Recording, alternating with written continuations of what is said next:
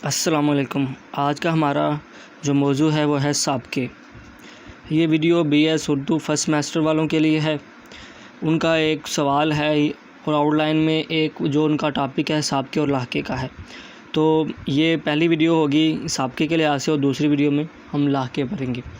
تو سابقے کیا چیز ہے اور ان کی مثالیں، اگر یہ پیپر میں آیا بھی تو ساتھ اس کی مثال بنانا لازمی ہوگا، یا ایک دو الفاظ دے گا اور کہے گا کہ ان کے سابقے یا لاحقے بنائیں۔ تو آئیں ہم اپنی ویڈیو کا آغاز کرتے ہیں۔ اگر کوئی لفظ، حرف یا علامت کسی لفظ کے شروع میں لگائیں تو اسے سابقہ کہتے ہیں۔ یعنی کہ کوئی لفظ اگر کسی لفظ کے شروع میں آ جائے تو وہ سابقہ ہوگا۔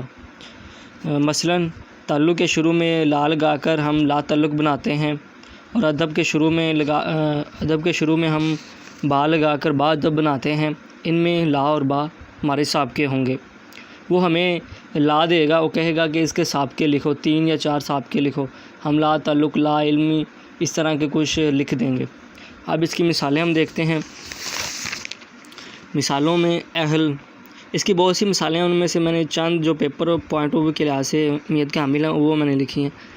اہل، اہل دل، اہل قلم، خوش مزاج، خوش اخلاق، خوشبو، تنگ، تنگ حال، تنگ حوصلہ، شرح، شاہ سوار، اس طرح کے کئی آپ لکھ سکتے ہو۔ یہ غلط لکھا ہوا ہے، یہ شاہ سوار ہے۔